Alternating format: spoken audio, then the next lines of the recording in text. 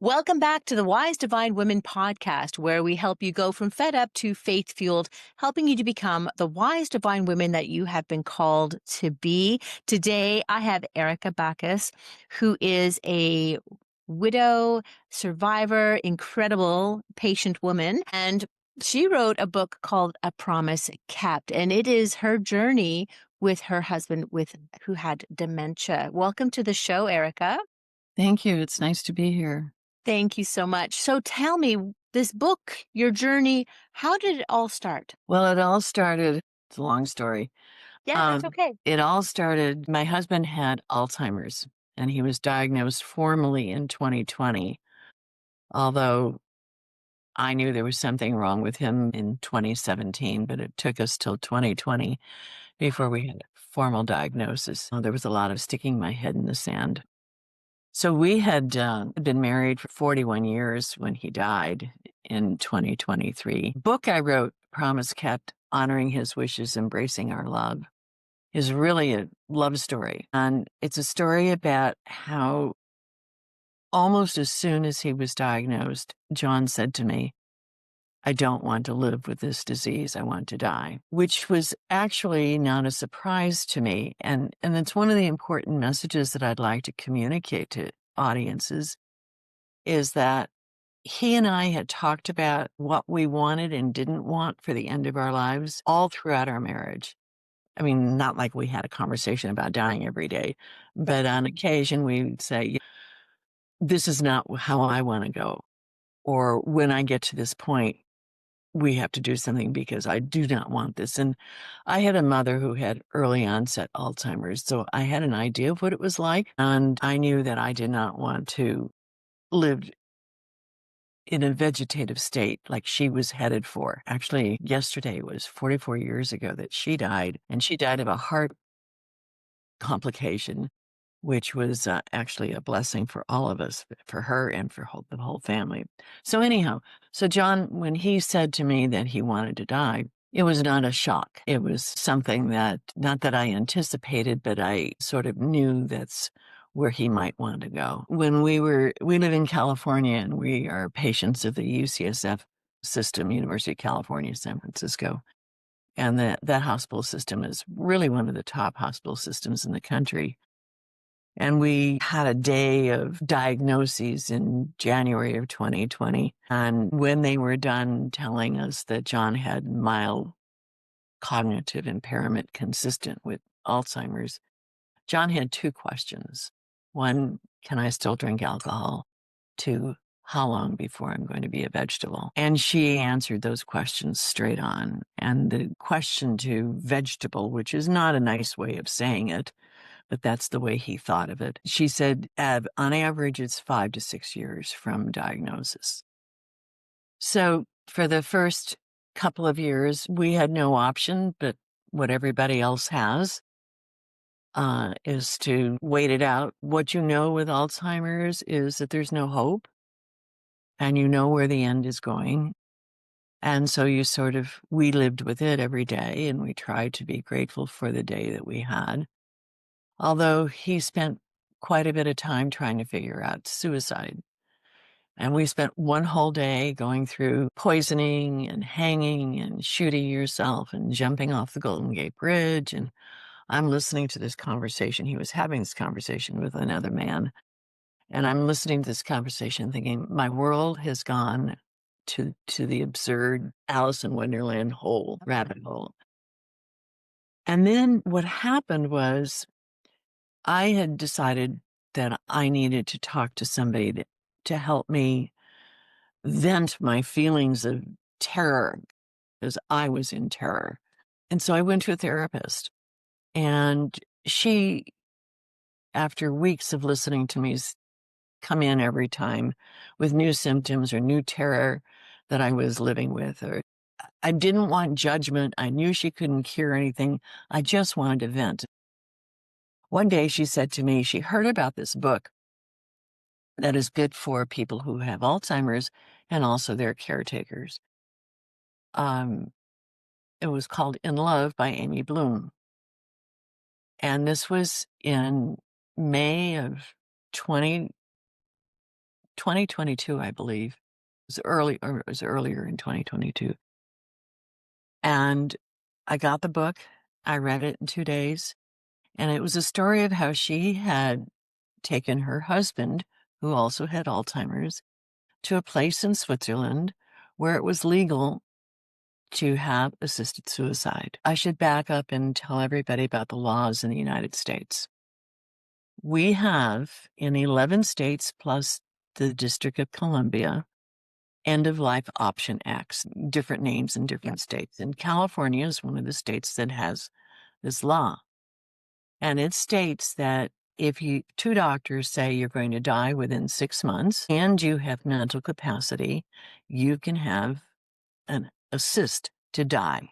Right. It's your choice, which means that they will give you a drug in your home, and in the comfort of your home with your family and friends around you, you can die, which is great for people who have cancer and want to stop the suffering or some other disease like that. However, with any form of neurodegenerative disease, like Alzheimer's, like ALS, like Parkinson's, it is impossible to predict when somebody's going to die. John could have lived another 20 years. If it hadn't been for his brain, he was healthy as a horse. So you can't determine he's going to die within 6 months. And if he were to get to 6 months before he were going to die, he for sure wouldn't have had any mental capacity to demonstrate that he was making this decision on his own, that he knew what he was doing, that he was not being influenced by anyone from the outside, which are the parameters of the legal system.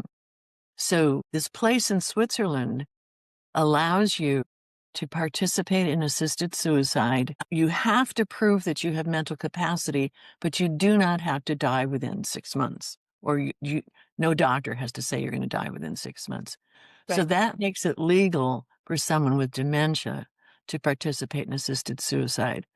The downside is it's a premature death because you have to do it while you still have mental capacity. Right. So it took me 3 weeks to tell John about Switzerland because I did want to face it. I was very much in love with my husband, and I certainly didn't want to see him die. And I didn't want to ruin a good day. That was one reason I didn't want to tell him about the book. And number two, on a bad day, he couldn't process the information. Right. And he couldn't read the book by himself because by this point, John had quit reading because Yeah. he couldn't remember 2 pages before. So finally, after about 3 weeks, I sat him down and said, honey, I have something to tell you. And I summarized the story of Dignitas is the name of the organization in Switzerland. He asked a few questions about it. And then he said, great, let's do it. And I said, okay. And there's all kinds of documentation you have to provide Dignitas. You have to get approval. You get this green light finally in the end, which is a provisional approval because you have to have 2 psychiatric exams in the United States to prove that you have mental capacity. And the last one can't be any more than 3 weeks before you go to Switzerland.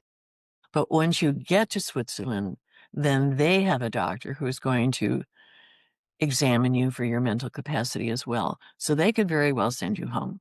Right. But so it took me 7 months to fill out all of the required documentation to get the provisional approval to go to Switzerland. And on July 26, 2023, participated in assisted suicide with me in his arms. And he took the pentobarbital, which was 5 times the lethal dose, and he could drink it. And within 3 minutes, he was unconscious. He just went to sleep in my arms, and that Mhm. was he. Now, that is the overview of the story. What goes into all those years, actually from 2017 to 2023, is in my book, I describe the trauma that I endured and the ongoing changes in John that we went through with his dementia. the decisions that we had to make, the decisions about who do you tell and when do you tell them and how do you tell them, the decisions of I had to choose the date for him to die. And I kept saying, it's not normal for a wife to choose when your husband is going to die. And he told me, he said, you're the one that's going to have to choose the date. I won't be able to do it. I mean, he was so cognizant of what was going on. And all throughout the process, he would say to me, Erica, is this okay with you? Is this okay with you? And I would say, yes, John, I can't tell you what to do with your life. This is your choice. I will support you. Because I knew that if I said, no, it's not okay with me, please don't, then he wouldn't. And then I would have to live with the fact that I was forcing him to live a life that he so didn't want to live. Right. Right. Was Such a totally difficult situation. inconsistent with his personality. And so those were just some of the things that we had to decide on, some of the conversations we had, the knowledge that he understood the pain that I was going through. He would say to me, this is going to be harder for you than it is for me. And I said, no, that's not true. You're the one who's going to die and I'm going to live. And frankly, I think now looking back on it, he was right. Absolutely. Yeah. And it is such a difficult, it's a very difficult situation. It's a very difficult topic. And, it would have had to really be, I mean, you have such a wonderful and unique situation where you had open conversations about, how you wanted to live and you shared openly with each other, which is difficult for some relationships, right? And difficult in many different levels of things. But again, very, very difficult for yourself to be the one who chose the date, right? But still having that understanding of, not letting him suffer as he didn't want to do, right? So there's that, blessing in that you had kept his wishes Well, as difficult as they were. he believed that if I don't have a brain, I'm not a person. Your brain, and in a way, I understood what he was saying because your brain is what gives you life. When your brain dies and your brain dead, you're dead. And with Alzheimer's, your brain is slowly dying. And he said he did not want to get to the point where he was completely gone. And he said, if I can't give, why am I here? If I can't give to people? John was a very generous and loving man who just loved life and brought joy to everyone he was around. And he said, if I can't give to people, why would I want to be here? Right. And so it was a quality of life that he was talking about. And he felt that he had the right to decide what to do with the end of his life. And it's a very complicated conversation.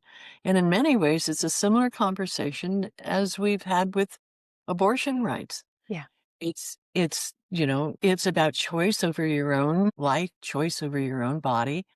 And he believed that he had the right to do that. And it was and I believed that he had the right to choose. And frankly, that came from our marriage. We Right. lived we had a marriage based on you get to be you and I get to be me. And yes, we're going to have to compromise at certain places, but we allowed each other the freedom of our individuality and our choices. And it made for a really interesting and fun marriage. Lots of different adventures, and which are detailed in my book. My book starts out with the day I met him. Wonderful. Talks about our romance and our initial dating and so on, and then goes to backwards to, or rather forwards to when he was diagnosed. And then it goes back and forth between our family and our marriage and our romance and then back to the illness and the disease. So it goes back and forth. And one of the reasons that I chose to write that way is when I was writing the book, I needed a relief from the heavy stuff. And I thought, I'm going to write about our marriage and Hmm. our life together. And also, I thought if people were going to understand the choice we made and how we made it, they needed to understand who we were as people. And So my book, A Promise Kept, tries to let you know who we were as individuals and as a married couple. And one of the most important things that comes out in the book, and I know it's important because people have told me this, is they're really surprised at how supportive my family was, his family and my family. We had, with this, you are faced with, it's a very controversial choice. Yeah. And we didn't know how people were going to react. And we were very careful about, as I said, who we told and when we told them. And both of our families were, we love you. Whatever you decide, we'll Right. support and help you. You couldn't have asked for anything more. But it's very difficult for many people in those situations, right? When faced with that palliative disease or Alzheimer's, things like that, it is very controversial and very blessed to have family who understood your Mhm. husband, understood you, understood the relationship and his wishes as well, right? And I know so many people who would have a difficult time trying to pass that, or difficult time in letting the family sort of be involved in understanding the situation, being part of the process of it. And here in Canada, it's a very big topic as well. Like, MAID is a very common process, and with a Mhm. lot of seniors, with a lot of Alzheimer, dementia aspect, and there's many hoops that need to be jumped as well, and lots of litigation with it. It certainly has many ups and downs. It's very controversial here in Canada, but it's something that when it's used correctly, it is certainly a very liberating opportunity for the person who is suffering, right? Because they don't want to be part of that. So I understand completely. Yeah. So one of the things that I had the hardest time understanding is how my my husband. I have a picture of him on the morning that he was going to die, where he's sitting in the chair at the dining room of the hotel, smiling, and he slept so soundly the night before. And I kept thinking, how does someone who knows they're going to die Yeah. have an attitude like that? Well, because he's at peace, right? They're He at had peace. complete They're peace at and peace. complete control over the situation, and he wouldn't lose his cognitiveness or his, feel degraded with inability to handle bodily functions and control of his life. I can understand that completely. I think my husband would probably be the same as well.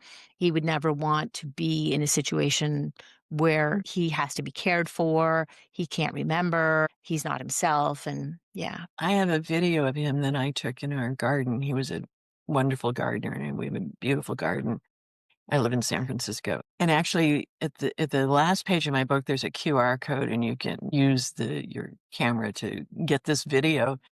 And he's sitting in the chair, and he says, "Don't be sad for me.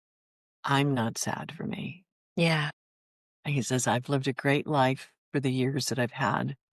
And he's so grateful for everything. Never once did John say, "Why me?" Mhm. Never once did he say, "This isn't fair." Never once did he question the fact that he was struck with Alzheimer's. Right. He accepted his fate. In a way, he was a fatalist, and that was sort of the way he lived his life as well. But he accepted it without pity and with gratitude for what he had. We had such a fun 41 years together, and we have 5 grandchildren whom we dearly love and we spend a lot of time with and are very close with. And there are a lot of fun stories in the book about the John and the Mhm, grandchildren. mhm. So he assumed that wonderful Buddhist philosophy of gratitude and said, "I've had my turn here on earth." And sometimes when I'm in the garden and I look around, I think, maybe this is where he learned that, Right. this cycle of life, and it's just my time, my leaves are falling off my branches. So Right, and I'm sure every space you look, you know that he is there. He's been there, he's touched it, he's grown it. The butterflies remind you of him, the birds, the songs, the wind. the clouds. And again, when you're at peace with the process, or you're at peace with the situation, whether it is in an assisted situation or it's in a natural process or even traumatic processes, right? It's when you can spend this time and admire and appreciate and understand that he toiled the soil, and he grew the plants and those flowers he touched, and it is the process of life, right? What a blessing. But I will say I'm 2 years and 5 months out, and it's taken me some time to reach this ability to look at the situation that way. When I returned from Switzerland, I was a mess. I have no doubt. And I started to tell myself that I murdered my husband. And I started to think that maybe I should have objected. Maybe he thought because I didn't object that I wanted him to do this. Right. And I'm the one that brought the idea to him. And maybe I brainwashed him. I just went completely nuts. And actually, that is what happened was I had kept some journals while he was sick and wrote down my thoughts and wrote down what was going on and so on. And I started to look back at the journals and I thought, oh, he said to me here, Erica, shoot me now, just shoot me. He had some side effects to the Alzheimer's and he was very uncomfortable and he was suffering. And there were other things where he said, I want to die. And so I started looking at that thinking, well, he was asking for this, maybe I'm wrong here. And I started to write. And I had never written anything before. And I started to, it was a healing process for me to Right. write. And so what happened was I decided to take a writing class. And when you take a writing class, you have to share what you write with others in the class. And I would share a chapter here or a chapter. They weren't chapters, they were just pieces. And my instructor said, Erica, you have a book here. Hmm. And I said, I don't have a book. I'm not an author. I don't write.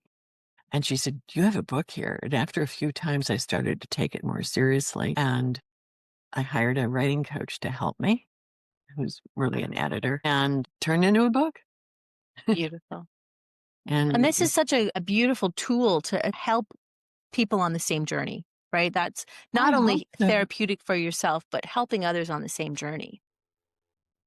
And the book in love that inspired our trip to Switzerland sort of stops where my book starts, Right. actually. And so my book goes much further into the emotional side of it and into the personal side of the story. But my hope is that people read this book will help them know, first of all, that there are options. So many people don't realize that they have options. Probably in Canada, it's different than the United States. Yeah. I mean, I'm familiar with your laws and that people talk about it more. People do not want to discuss it here in this country. Yeah.